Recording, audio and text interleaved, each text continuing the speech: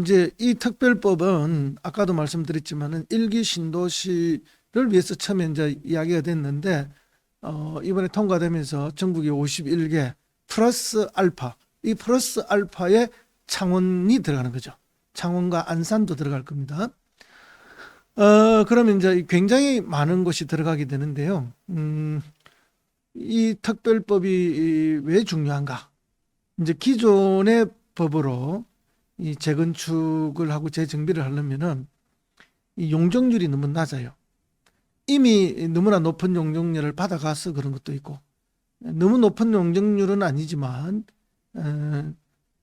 종에 따라서, 토지의 용도와 종에 따라서 더 이상 높은 용적률을 받을 수가 없기 때문에 재건축을 해도 비용이 너무 많이 들고, 부담해야 될 비용이 너무 많이 들고, 리스크가 너무 커요. 그러니까 재건축 자체가 안 되는 거죠.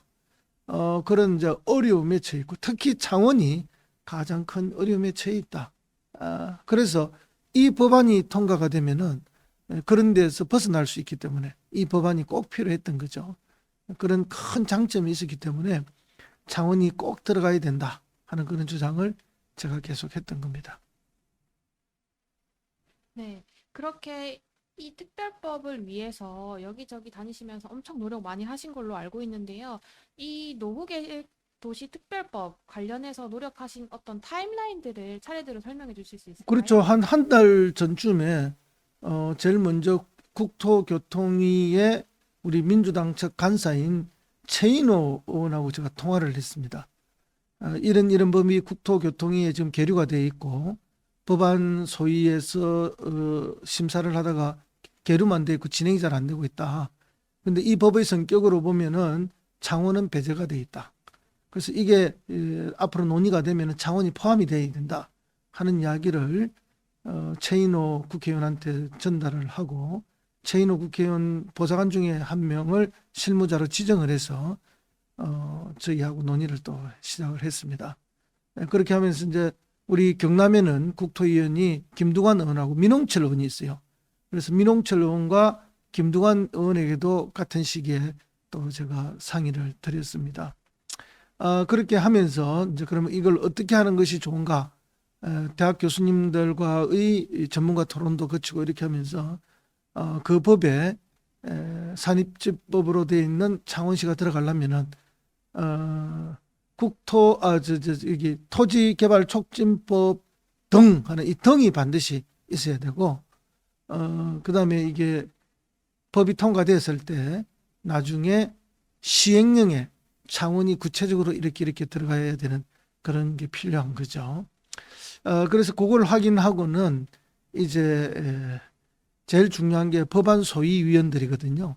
어떤 상임위원회가 있으면은 상임위원회에서 그 법을 전체에서 통과하기 전에 법안 소위에서 조문이라든지 여러 가지 이제 여야가 합의를 합니다. 또 해당 부서가 와서 같이 협의를 하고요. 그래서 국토교통부의 공무원들이 오고 여야 국회의원들과 함께 소위를 열어서 합의하고 조정을 합니다. 그게 소위위원들에게 또 제가 연락을 다 했습니다. 연락을 하고 이렇게 해달라는 청원서도 보냈습니다. 보내고 의원들도 만났습니다. 근데 우리 민주당의 맹성규 의원을 만났더니, 맹성규 의원은 이 법이 너무 특혜성이 많아서 자기는 근본적으로 좀 반대하고 있다는 의견을 이야기를 했어요. 그래서 제가 설득을 했습니다. 만약에 이 법이 통과가 안 되고 또 거기에 창원이 포함이 안 된다면 우리 창원 시민들이 겪어야 될 고통은 너무나 크다. 우리는 내년이 되면 50년이 된다. 50년 전 기준으로 만들어서 그것을 감내하고 살아라 하는 것은 그 시민들을 너무 옥죄고 시민들을 짓누르는 그런 행위다. 그래서 좀 더 열린 마음으로 법안 검토를 해달라 하고 명성규 의원에게 강력하게 요구를 했고요. 명성규 의원은 소위 위원 한 명의 힘으로 전 시장님이 요구하는 걸 해드릴 수는 없다. 이게 그러면은 우리 상임위원회 위원장이나 간사, 우리 당 전체의 그런 입장이 돼줘야만 자기가 치고 갈 수 있다. 이런 이야기를 또 저한테 해줬습니다. 그래서 그건 걱정 말라. 그것은 내가 상임위 위원장도 만나고 간사하고는 이미 이야기를 했고, 그 다음에 위원들한테도 이야기하고 원내대표도 만나서 이야기를 하겠다. 그렇게 이제 하고 또 다른 소위위원인 허종식 의원하고도 또 연결을 했습니다. 그래서 허종식 의원에게도 사정을 이야기를 하고 관심을 갖고 통과시켜 줄 것을 소위 통과를 요구를 했죠. 그래서 이런 활동을 쭉 하면서 국회에서 지난 28일 화요일 날 기자회견까지 김두관 도당위원장과 했던 겁니다. 국회 소통관에서 기자회견이 왜 중요한가 하면은 요것은 국회에서 이렇게 기자회견을 하면은 정부 부처가 관심을 가지고 지켜봅니다. 그래서 국토부에 대한 강력한 압력이 되는 거죠. 그래서 이제 국회에서 한번 했고, 그 전에 사실은 11월 15일 날 창원시청에서 제가 또 기자회견을 한번 했습니다.